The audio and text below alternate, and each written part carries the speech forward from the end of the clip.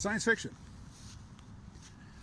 I'm in the process of writing a Substack post about artificial intelligence in science fiction, and the question is, if you understand how quickly AI capabilities are increasing and you project that out into the future, it doesn't take long before AI is more capable than any human being, and it doesn't take long after that before AI is more capable than all human beings together.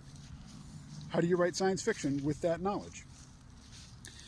There is the Frank Herbert example, which is just to explain away why sci-fi didn't happen. So his solution is the Butler and Jihad, which happened thousands of years in the past. And, there was a war fought, and the winner said, that's it, no more AI. They made a religion out of it. Thou shalt not create a machine in the image of a human mind.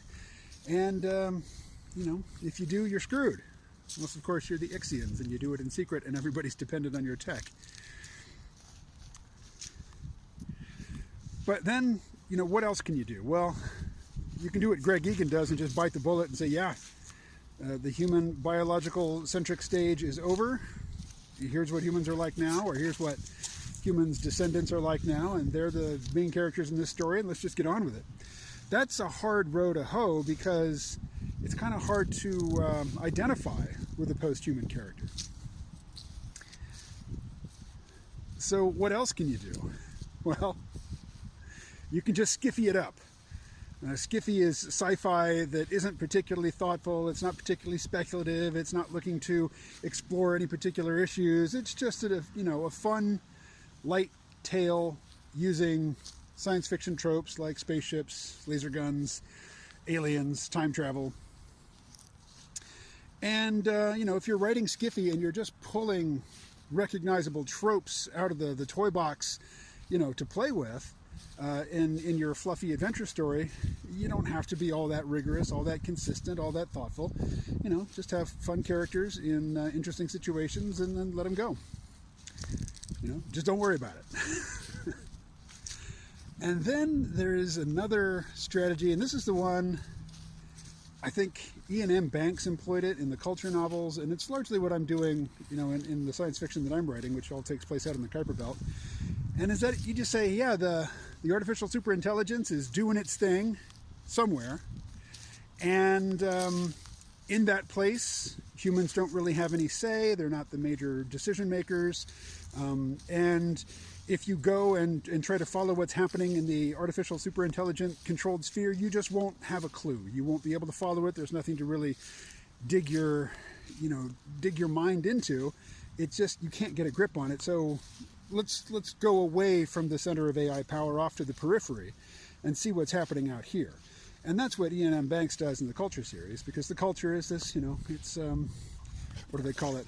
Totally automated luxury space communism, with artificial intelligence providing all the planning, doing all the heavy cognitive lifting and all the, the manufacturing and most of the diplomacy. But then, there are places outside of the Culture where capitalism is still causing misery, and there are still wars, and there's slavery, and people are creating artificial afterlives, mostly hell, to punish the people that they thought got off too easy by dying.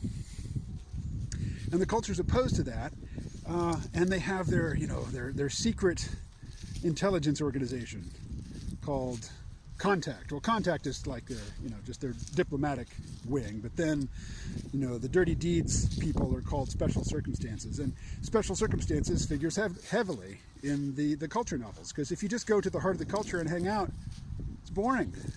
There's no danger, there's no challenge, there's no contest that has great stakes. They've got it all worked out. That's boring.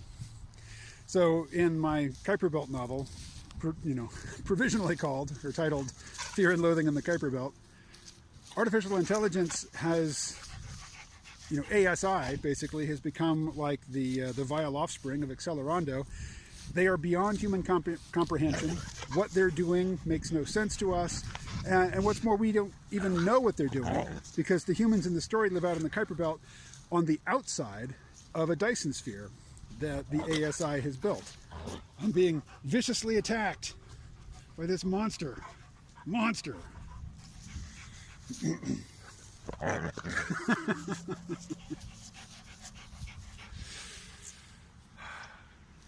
So yeah, in the story, my story, the ASI is basically the vile offspring. It is inscrutable. There's a human who comes from the inner system, and his experience is that the ASI is perfectly benevolent.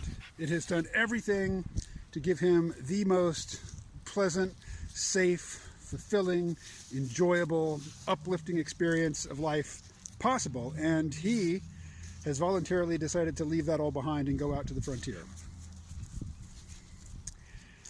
That's one way. You know, you can basically say, yes, the perfect society exists somewhere, or artificial intelligence is doing something somewhere that is so beyond our comprehension that we're just not even going to talk about it, and we're going to move out to where things aren't quite so organized, and then we're going to tell our story there. That's the approach I'm taking, so clearly I think it's a valid approach. But what other approaches are there? I mean, if you understand the exponential, it doesn't even have to be exponential, just rapid, the rapid increase in the capabilities of AI systems, what do you do with that in science fiction? I mean, project that out a couple hundred years, what is there left for humans to do? What other narrative techniques are there for acknowledging the path that we're on while still telling an interesting story that is compelling to humans, because it involves either humans or something which, you know, humans can sympathize with and project themselves into and identify with. All right, that's the question. What's the answer? Hit me up.